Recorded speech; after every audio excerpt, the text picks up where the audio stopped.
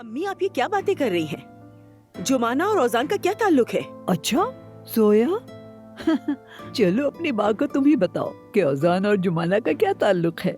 यानी हाँ, ये एक दूसरे के लिए परफेक्ट है। हाँ, यानी वैसे हमारा मौजू ये नहीं है, छोड़ते ये बातें, घर चलने का बताएं। चुप रहो तुम, सब जानती हो। सामने माँ बैठी ना तो तुमने बात बदल दी है। सच कहूँ तो तुम्हारे दिल में भी है कि ये दोनों शादी कर ले।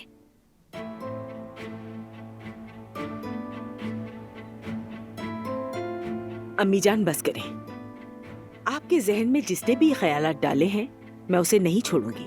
आपको यहाँ क्यों रखा गया इससे सब जाहिर है, मगर मैं आपको इस तरह इस्तेमाल होने नहीं दूंगी। नाइला साहिबा, मैं जुमाना बस करो, मैं तुम्हें सुनना नहीं चाहती। नाइला साहिबा दुरुस्त कह रही है, मगर जुमाना तुमने झूठ क्यों बोला बताओ। देखो देखो, तुमने इनके सामने में फिर शर्मिंदा किया है। झूठ बोलना तो इस खानदान का रिवाज लगता है। वेनिस के हवाले से जो बात की है वो मैं भूली नहीं हूँ फातिमा साहिबा।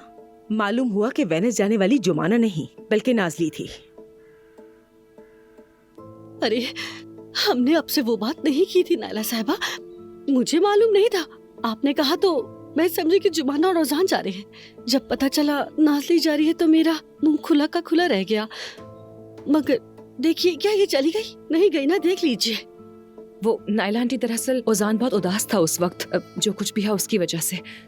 वो तो मेरे साथ जाना चाहता था मगर मैंने ही उसे कहा कि हम नहीं जाते हैं, क्योंकि जब इंसान के पास पैसा ना हो तो नहीं जाना चाहिए ना। और मैं वैसे भी ओजान पर कोई बोझ नहीं डालना चाहती थी।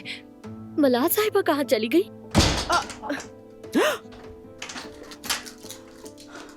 मलाद साहिबा। दादी, अम्मी दरवाजा नहीं खुलेगा क्योंकि मैंने लॉक कर दिया है और चाबी भी मेरे पास है।